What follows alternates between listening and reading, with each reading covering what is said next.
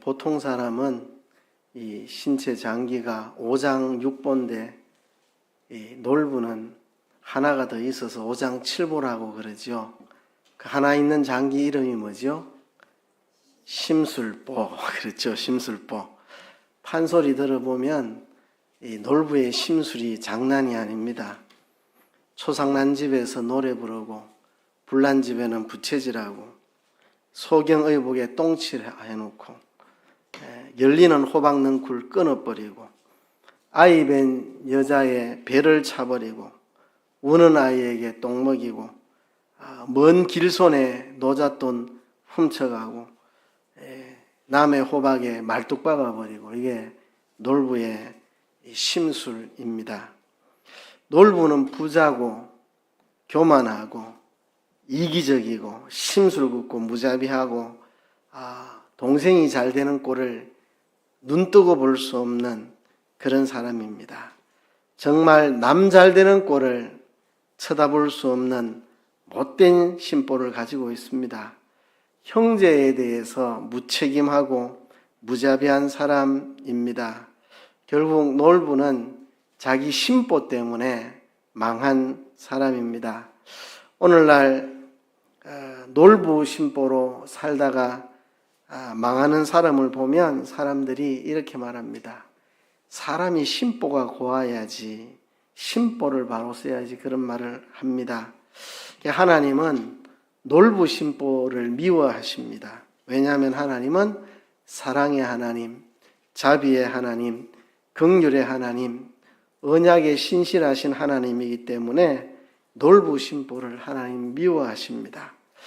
근데 여러분, 지금 남의 이야기하는 것 같이 들리십니까? 여러분들 속에는 심술보가 없습니까? 어떻습니까? 저 이야기하니까 영 남의 이야기하는 것 같다는 사람들 고개 끄덕여 보세요. 은근히 내 이야기하는 것 같다 생각되시는 분들 고개 끄덕여 보세요. 예. 저는 은근히 제 이야기 같이 들립니다. 야, 내 속에도 이 심술보가 하나 숨어 있는 것 같다 이런 생각이 듭니다. 이 심술보라는 게 진짜 있는 것 같이 느껴져요. 왜냐하면 멀쩡하던 사람들이 심술을 부리기 시작하면요 아주 대단합니다. 그래서 이 놀부 이야기에 심술보라는 게 상상의 산물이긴 하지만 왜 나왔을까? 꼭 사람 속에 심술보가 하나 들어있는 것처럼 그런 못된 심술이 사람들 속에 있기 때문에 그런 이야기가 나왔을 겁니다. 오늘 저녁에 저는 놀부 심보 때문에 멸망당한 나라, 멸망당한 민족, 에돔 족속에 대해서 이야기하려고 합니다. 에돔 족속이 멸망한 이유는 놀부 심보 때문에 그렇습니다. 놀부 심보로 멸망의 길을 간 에돔 족속을 통해서 하나님 우리에게 하시는 말씀을 오늘 함께 듣고자 합니다. 지도를 한 장 제가 보여드립니다. 저게 이스라엘 지도인데요. 남쪽에 보면 주황색으로, 저걸 주황색이라 해야 되나, 하여튼 저 색깔로 에돔이라고 글자 보이시죠? 그죠? 에돔. 저기가 에돔입니다. 그 위쪽에 이제 남왕국 유다가 있었고 그 위에 북왕국 이스라엘이 있었습니다. 그러니까 남왕국 유다와 북왕국 이스라엘 합쳐서 이스라엘이죠. 이스라엘 남쪽에 에돔 민족이 살고 있었습니다. 이 에돔 족속이 살던 곳은요, 그 높은 바위산입니다. 가보면 풀 한 폭이 없는 높은 바위산인데 에돔 사람들은 그 풀 한 폭이 없는 높은 바위산 거기에 살고 있었습니다. 이들이 이스라엘 백성들과 어떤 관계를 갖고 관계를 맺으면서 살았는지 오늘 여러분들하고 좀 생각을 해보고자 합니다. 오늘 본문 1절부터 9절까지의 내용을 보면 하나님께서 에돔의 심판을 예고하고 계십니다. 에돔에 대한 심판을 예고하십니다. 1절에 보면 하나님이 온 나라에 사자를 보내서 에돔을 칠 군대들을 모집하고 계십니다. 에돔을 칠 군대를 모집하는 장면이 1절에 나옵니다. 이 말은 이미 에돔에 대한 심판이 결정되었다. 에돔의 멸망은 확정된 심판이라는 것입니다. 2절에서 9절까지 그 심판의 내용이 나오는데요. 하나님이 이 에돔의 교만을 꺾어서 그들로 수치를 당하게 하시겠다고 말합니다. 온 나라들 중에 가장 작은 나라가 되게 만들어버리겠다고 말씀합니다. 이 에돔 사람들이 바위 틈 높은 곳에서 독수리처럼 살고 있는데 이렇게 교만한 이들을 별들 중에 둥지를 틀어도 끌어내리겠다고, 그 교만한 것들을 다 끌어내리시겠다고, 너희들이 별들 중에 둥지 틀고 살아도 다 끌어내리겠다고 말씀하십니다. 도둑이 와도 충분히 훔쳤으면 나머지는 두고 가는 법이고, 강도도 그렇고 포도원의 일꾼도 그렇고 충분히 얻을 것을 얻었으면 남은 것은 남겨두는 게 상식인데, 에돔은 하나도 남김없이 철저하게 다 빼앗기게 될 것이라고 말씀합니다. 에돔은 친구에게 쫓기고 평화관계에 있는 사람들에게 정복을 당하고 밥 먹던 사람에게 학정을 당하고, 에돔의 지혜자들을 하나님이 다 없애버리고 그 용사들이 떨고 모든 백성은 다 죽게 될 것이라고 이 1절부터 9절까지 하나님이 에돔에 대한 심판을 예고하고 있습니다. 에돔에 대한 무서운 심판이 예고되고 있습니다. 그 다음에 나오는 부분이 10절부터 14절인데요. 이 가운데 부분에서는 에돔의 심판을, 그 이유를 이야기합니다. 에돔의 심판의 이유. 10절에 보면 이렇게 말합니다.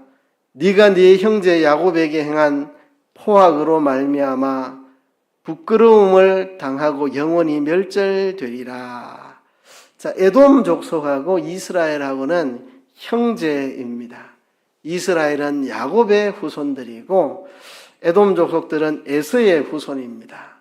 에서와 야곱은 형제잖아요. 그죠? 이삭이 에서도 낳고 야곱도 낳았습니다. 그래서 에서와 야곱은 형제인데, 야곱의 후손이 이스라엘, 그리고 에서의 후손이 에돔, 형제인데 형제 야곱에게 포악을 행하였기 때문에 이것으로 네가 영원히 멸절되리라고 말씀한 것입니다. 형제 나라 이스라엘 백성들을 괴롭힌 죄악을 하나님이 심판하시겠다는 겁니다. 자, 이 오바댜서가 말하고 있는 것은 분명합니다.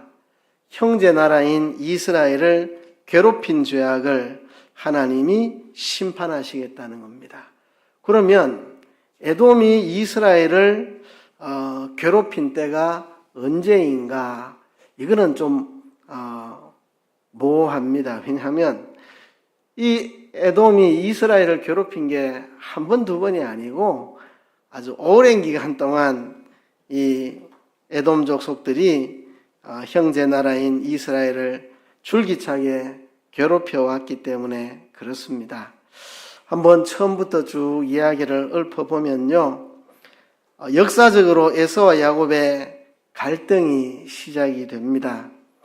야곱은 하나님의 축복을 사랑하고 하나님의 축복을 믿고 살았고, 이 에서는 칼을 믿고 살았습니다. 사실 그 당시에 에서가 강성했고 야곱은 그에 비해서는 상대적으로 약했는데요.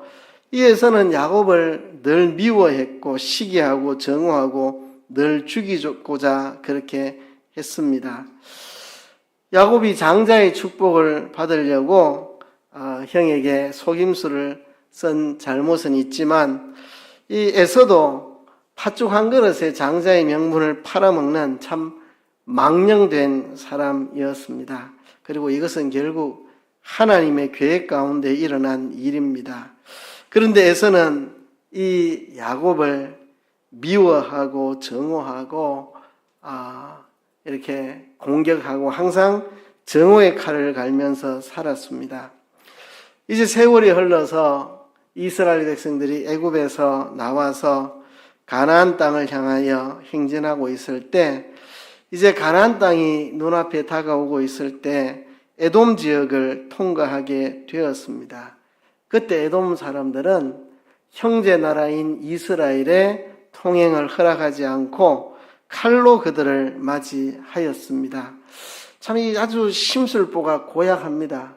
저 지도처럼 에돔 사람들은 가나안 땅 남쪽에 살았습니다. 가나안 땅에는 가나안 원주민들이 다 자리를 차지하고 있으니까 에돔 사람들은 그 가나안 원주민들의 땅을 얻을 수가 없었고 그 남쪽에 바위로 된 산에 살고 있었습니다. 그런데 이스라엘 백성들은 저 에돔 땅에 살 생각이 전혀 없습니다.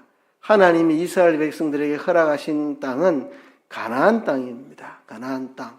이게 가나안 땅에 가는데 에돔 땅을 그냥 지나갈 뿐이지 에돔 땅을 차지하려고 하는 의도가 없습니다. 에돔 사람들도 다 알고 있습니다. 그러면 지나가게 해주면 되잖아요.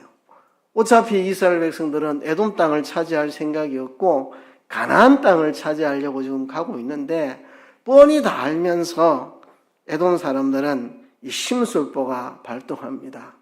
어차피 자기 땅을 빼앗으러 온 사람들도 아닌데 자기들은 가나안 땅 남쪽에 그 산악지대에 살고 있고 이스라엘 백성들은 가나안 땅에 들어갈 생각이고 자기들하고 충돌될 것이 하나도 없는데 괜히 심술이 나가지고 자기들이 가나안 땅 사람들을 어쩌지 못해서 남쪽에 밀려나서 살고 있는데 이스라엘이 가나안 땅 들어간다니까 괜히 배 아픈 거죠.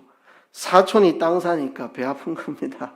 자기들도 차지하지 못한 가나안 땅을 이스라엘 백성들이 가서 차지한다 하니까 괜히 심술이 나는 거죠. 심술이 나는 거. 그죠? 남의 호박에 말뚝이나 박아버리는 겁니다. 어차피 뭐 저 내 호박도 아니고 내가 먹을 호박도 아닌데 말뚝이나 뒤리 박아버리자 뭐 이런 거. 그죠? 완전히 놀부심보입니다. 놀부심보. 어차피 자기들 가나안 땅 차지 못하고 남쪽에 밀려나 있으면 이스라엘 백성들이 가나안 땅 가면은 그 길 열어주면 될 텐데 괜히 길을 가로막고 방해하고 이런 못된 짓을 에돔 사람들이 했습니다. 아주 심술보가 고약한 거죠. 형제 나라가 잘 되는 꼴을 볼 수가 없는 겁니다. 그렇죠? 하나님은 그렇지 않았습니다. 하나님은 이스라엘 백성들에게 에돔에게 함부로 하지 못하게 하셨습니다. 왜냐하면 형제 나라니까 함부로 못하게 하셨습니다. 에돔 사람들은 당장에는 여호와의 총회에 들어올 수 없었지만 3대 후가 되면 여호와의 총회에 들어올 수 있다고 하나님은 말씀하셨고 신명기 23장 7절에 보면 이스라엘 백성들에게 이렇게 말씀했습니다. 너는 에돔 사람을 미워하지 말라. 그는 너의 형제니라. 애굽 사람을 미워하지 말라. 네가 그 땅에서 객이 되었음이라. 하나님은 이스라엘 백성들에게 에돔 사람을 절대 미워하지 마라. 그는 너의 형제다. 너희들이 과거에 애굽에서 오래 살지 않았느냐? 애굽 사람도 미워하지 말라. 이게 하나님의 마음입니다. 그렇죠? 하나님은 이스라엘에게 에돔을 미워하지 말라 했는데 그래서 지나가는 길에 에돔을 다 진멸하고 지나가도 되지만 그냥 조용히 그냥 지나가려고 하는데 에돔 사람들은 칼을 들고 이스라엘을 맞이하는 이런 악한 일을 했습니다. 세월이 흘러서 이 에돔은 다윗과 솔로몬에게 정복을 당합니다. 그렇게 되었다가 여호사밧 때는 유다나라와 전쟁도 한번 벌였고 여호람 왕 때 이들이 반역하게 되는데요. 아마시아 왕 때 다시 정복을 당했다가 아하스 임금 때에 이 에돔이 자유를 얻게 됩니다.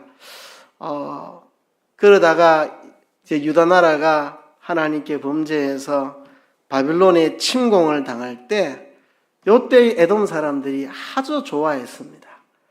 형제 나라 유다나라가 바빌론의 침략으로 약탈을 당하고 죽임을 당하고 할 때에 에돔 사람들이 그렇게 기뻐하고 즐거워하고 고소해했습니다. 뿐만 아니라 바벨론을 도와서 유다 나라를 함께 짓밟는 그런 일을 했습니다. 시편 137편 7절에 보면 이런 말씀이 있습니다. 여호와여, 예루살렘이 해봤던 날을 기억하시고 에돔 자손을 치소서. 저희 말이 회파하라 회파하라, 그 기초까지 회파하라 하였나이다. 예루살렘이 하나님의 진노로 바벨론 군대에서 해를 받을 때 에돔 사람들이 함께 유다 나라를 같이 짓밟아 버리는, 형제가 얻어맞고 있으면 도와줘야 되는데 함께 밟아버리는 이런 못된 짓을 했다고 시편 137편에 말씀하고 있습니다. 이제 세월이 흘러서 신약 시대로 넘어오면 이 에돔 지방을 신약 성경에서는 이두메라고 불렀습니다. 에돔 발음이 비슷하죠. 에돔, 이두메. 신약 성경에는 이두메로 기록을 하고 있는데요. 이 이두메 출신 헤롯 왕이 예수님을 죽이려고 했습니다. 그리고 또 세월이 흘러서 예수님이 십자가에 죽으시고 부활하신 후 이제 한 40년쯤 지났을 때에 이 로마 군대가 예루살렘을 함락을 하는데, 그때에 이 로마 군대가 에돔 족속들도 멸하고 그 이후로 에돔 족속은 역사에서 사라져서 흔적도 없다고 합니다. 그러니까 로마 때에 로마에 의해서 에돔이 멸망을 당하고 그 뒤로는 역사에서 자취를 감추었다는 거죠. 이것이 이 하나님이 에돔을 심판하는 이유입니다. 형제로서의 책임을 감당하지 않고 형제를 미워하고 괴롭히고 한 이 죄악 때문에 하나님께서 에돔을 심판하신다는 겁니다. 자, 15절부터 21절까지는 심판의 결과를 이야기하고 있습니다. 15절에 보면 여호와께서 만국을 벌할 날이 가까웠나니 네가 행한 대로 너도 받을 것인즉 네가 행한 것이 내 머리로 돌아갈 것이라 그랬습니다. 자, 여호와께서 만국을 벌할 날이 가까웠다. 에돔뿐만 아니고 에돔과 같이 이렇게 형제를 괴롭히고 못되게 한 이 모든 죄악에 대해서 하나님이 심판하시겠다는 겁니다. 에돔이 이렇게 했을 뿐만 아니고 오고 오는 시대에 에돔의 죄악들을 똑같이 반복하는 수많은 나라들, 그들을 심판하는 심판의 날이 있을 것이라는 것입니다. 에돔이 멸망했듯 하나님의 심판날에 에돔과 같이 형제를 괴롭히는 이 모든 나라들을 하나님이 심판하실 것이고 이스라엘은 회복시킬 것이다. 에돔은 멸망시키고 이스라엘은 회복시킬 것이다. 그래서 하나님 나라가 영원히 서게 될 것이다. 에돔도 멸망하고 에돔처럼 형제를 괴롭힌 수많은 민족, 수많은 나라들 다 심판하겠지만 하나님의 백성들인 이스라엘은 회복시키시겠다는 약속, 에돔의 멸망과 이스라엘의 회복을 약속하는 내용이 마지막 내용입니다. 그래서 넘어진 형제를 짓밟아버리는 이 죄악에 대해서 하나님은 에돔뿐만 아니라 오고 오는 모든 세계에 그와 같은 일을 하는 자들을 다 심판하시겠고 넘어진 이스라엘은 회복시키시겠다는 위로의 메시지로 이 오바댜가 끝이 나고 있습니다. 이 에돔의 이 죄가 바로 이런 것입니다. 에돔의 족속이 살던 곳이 이런 곳입니다. 높은 바위산으로 있는, 그래서 천연 요새, 누구도 저기 숨으면 함락하기 어려운 천연 요새에 저들이 살고 있으니까 뭐 얼마나 교만했는지, 누구도 우리를 무너뜨릴 수 없다, 누구도 우리를 점령할 수 없다, 천연 요새 높은 바위산에 살면서 교만의 극치를 달렸던 이 에돔. 그래서 형제 나라인 이스라엘을 괴롭혔더니 에돔에 대한 하나님의 심판입니다.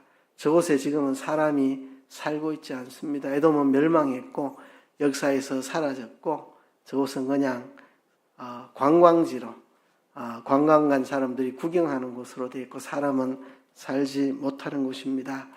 이 오바다를 통해서 우리가 몇 가지 교훈을 받을 수 있는데요. 첫 번째는 교만을 버리고 겸손하라는 것입니다. 교만을 버리고 겸손하라. 교만의 원인이 뭐냐 하면 자기에 대한 과장된 잘못된 평가에 의한 것입니다.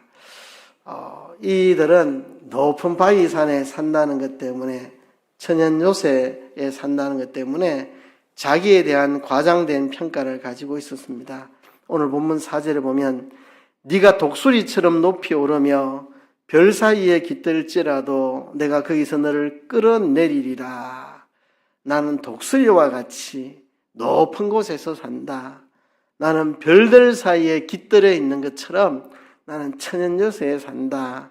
누구도 우리를 끌어내릴 수 없다 하는 이 자기에 대한 과장된 평가로 교만에 빠져 있는 이들입니다.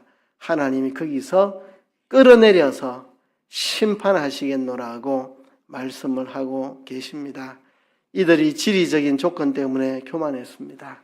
바위 틈에 거하며 높은 곳에 사는 자여. 3절에 보면 너의 마음의 교만이 너를 속였도다. 바위 틈에 거주하며 높은 곳에 사는 자여. 네가 마음에 이르기를 누가 능히 나를 땅에 끌어내리겠느냐 하니.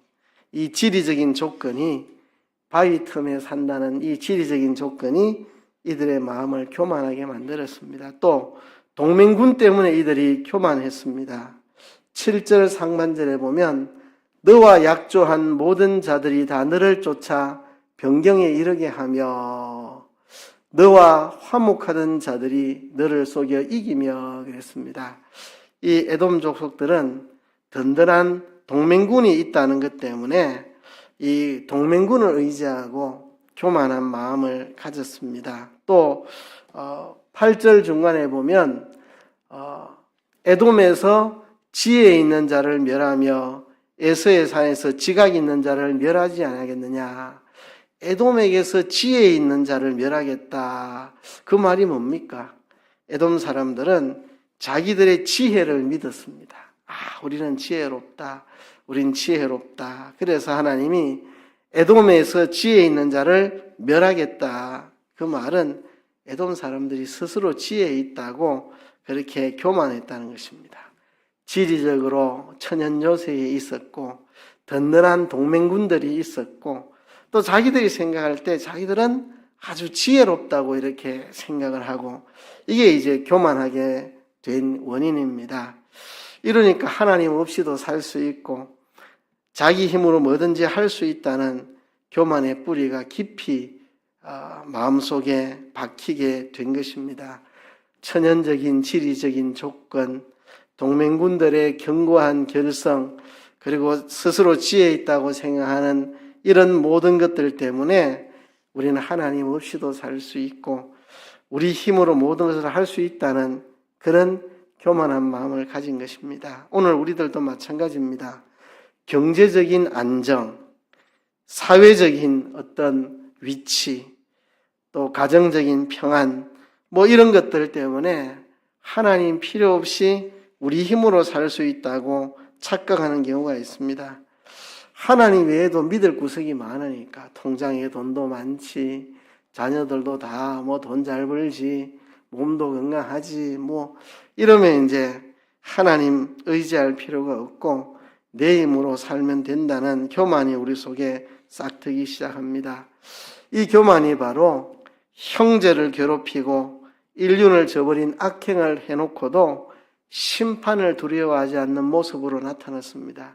이 교만 때문에 형제 나라인 이스라엘을 괴롭히고 짓밟고 해놓고도 하나님의 심판이 무섭지 않은 삶을 이들이 살았다는 것입니다. 결국 이 교만이 에돔을 멸망되게 만들었습니다.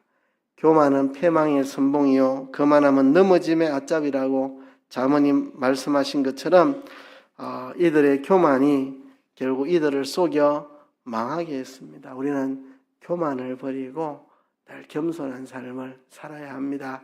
두 번째는요, 하나님의 긍휼을 따라서 우리의 형제를 사랑하는 형제를 회복해야 하겠습니다.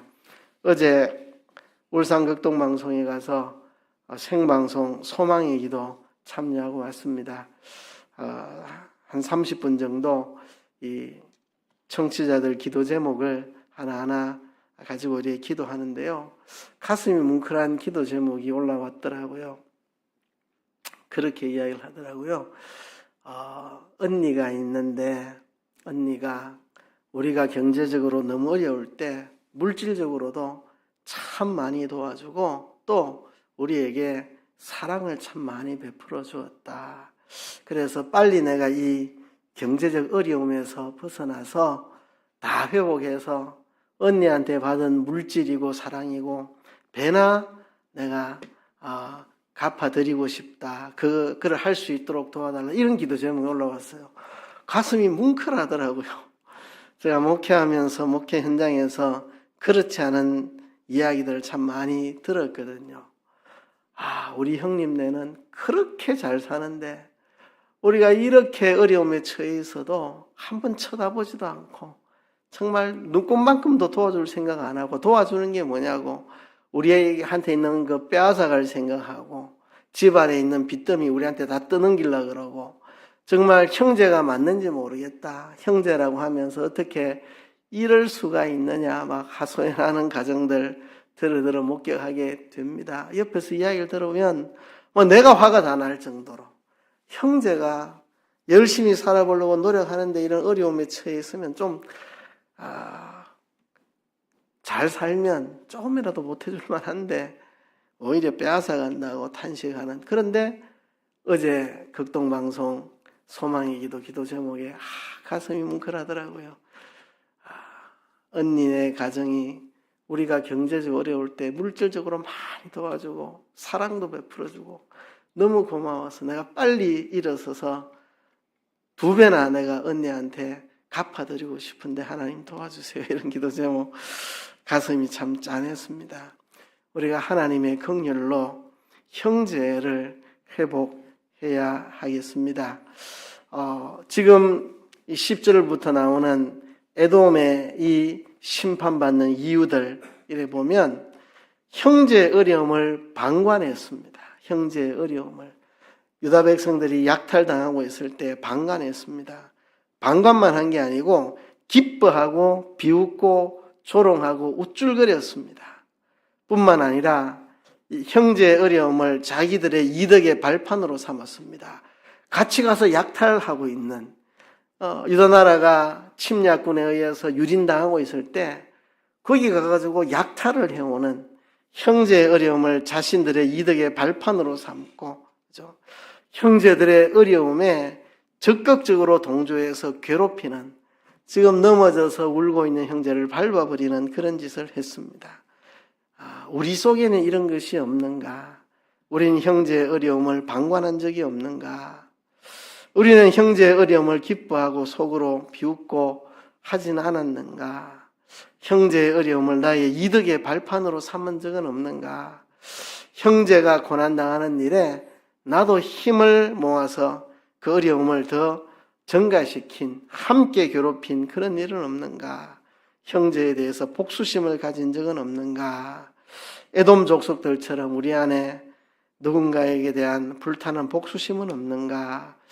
우리가 이런 것들을 생각해 보아야 하겠습니다.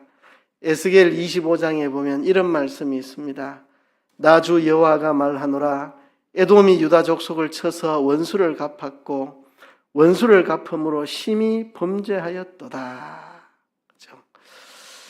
에돔 족속이 유다 족속을 쳐서 원수를 갚고 심히 범죄하였다. 우리가 형제에게 못된 일 한 일은 없는가? 우리 자신들을 돌아보아야 할 것입니다. 에돔 족속들은 그 형제 나라인 유다 나라에게 긍휼을 가지지를 못하고 잔인하게 괴롭힌 일을 했습니다. 신명기 23장 7절에 너는 에돔 사람을 미워하지 말라. 하나님은 이스라엘에게 에돔을 미워하지 말라 했는데, 그래서 가나안 땅을 향하여 갈 때 에돔을 짓밟고 갈 수도 있지만 에돔을 짓밟지 않고 조용히 지나가려고 하는데, 에돔 사람들은 칼을 가지고 그들을 맞이하고 그들의 진로를 방해하는 잔인한 일을 하였습니다. 우리가 하나님의 긍휼로 형제를 회복해야 하겠습니다. 구약의 율법에 보면 이런 것들이 참 많습니다. 너를 미워하는 자의 나귀가 짐을 싣고 엎드러짐을 보거든 삼가 버려두지 말고 그를 도와 짐을 부려올지니라. 내가 참 미워하는 사람이 있는데 그 사람이 나귀의 짐을 싣는데 나귀가 넘어지고 하면 못 본 척하지 말고 가서 도와주어라. 그렇죠? 내 원수의 길 잃은 소나 나귀를 만나거든 반드시 그 사람에게 돌려줘라. 율법이 말하는 것은 형제 사랑입니다. 형제 사랑. 우리가 하나님의 긍휼로 형제를 사랑하는 마음을 회복해야 합니다. 마지막으로는요, 행한 대로 갚으시는 공의의 하나님을 우리가 믿어야 합니다. 신구약을 통틀어 흐르는 이 가르침 중에 하나가 하나님은 행한 대로 갚으신다는 사실입니다. 하나님은 행한 대로 갚으신다. 에돔 족속이 행한 대로 하나님이 갚으신다고 말씀했습니다. 왜 하나님이 그들을 높은 데서 끌어내려 수치를 당하게 했습니까? 교만했기 때문에. 그렇죠? 왜 그들이 친구들에게 공격을 받게 했습니까? 형제 나라 이스라엘을 괴롭혔기 때문에 그들도 그들의 동맹들로부터 공격을 받게 될 것이다. 왜 그들을 가운데 하나님이 지혜자를 끊어버리시겠다고 했습니까? 그들이 스스로 지혜 있는 척 하니까. 하나님이 그들의 행한 대로 갚으십니다. 하나님은 행한 대로 갚으신다는 사실을 우리는 기억해야 합니다. 악을 행하고도 잘 먹고 잘 사는 사람은 세상의 천지입니다. 그것 때문에 우리가 늘 시험 들죠. 여러분, 하나님은 다 심판하십니다. 여러분 여기 보세요. 이 에돔 족속들이 당장에 멸망하지 않았습니다. 그렇죠? 여전히 에돔 족속들은 교만하게 그 땅을 살고 있었습니다. 언제 에돔이 망했느냐? 예수님 오시고 나서, 예수님 부활승천하고 나서 유대나라가 로마에 의해서 짓밟힐 그때에 주 70년경에 그때 에돔이 멸망하고 역사에서 사라졌습니다. 여러분, 악인이 당장에 잘 먹고 잘 산다 해가지고 시험 들 게 없습니다. 이렇게 이스라엘 백성들을 줄기차게 괴롭히고도 에돔은 항상 당당하게 살았습니다. 그러나 때가 되니까 하나님이 에돔 족속을 역사의 흔적도 없이 멸해버리셨습니다. 하나님은 행한 대로 갚으시는 공의의 하나님이라는 사실을 우리가 분명히 깨달아야 할 것입니다. 하나님은 공의의 하나님입니다. 악을 행하고도 잘 먹고 잘 사는 사람은 천지인데 그것 때문에 우리가 시험에 들 필요가 없습니다. 하나님 때 되면 다 하나님께서 심판하신다는 사실을 우리가 명심을 해야 합니다. 여러분, 우리가 교만을 버리고 겸손한 사람이 돼야 되고 하나님의 긍휼로 형제를 우리가 회복해야 합니다. 그리고 우리에게 악을 행하는 사람들 하나님이 때 되면 다 심판하신다는 믿음을 가지고 흔들리지 않고 우리가 살아야 되겠습니다. 여호와의 날입니다. 여호와의 날. 여호와의 날이 임하면 악을 행하는 자들 하나님이 다 심판하실 것입니다. 이 여호와의 날 하나님이 악인들을 심판하시고 의인들을 하나님이 구원하시는 그 날이 있습니다. 이 땅에 수많은 여호와의 날들이 있었고 그리고 최후의 여호와의 날은 예수님 재림하시는 날입니다. 최후의 여호와의 날. 그날 하나님이 공의롭게 다 심판하실 것이니까요. 우리는 악을 행하는 자들을 보고 흔들리지 말고 우리는 겸손한 마음으로 형제를 사랑하며 살아가는 우리 모두가 되어야 할 것입니다.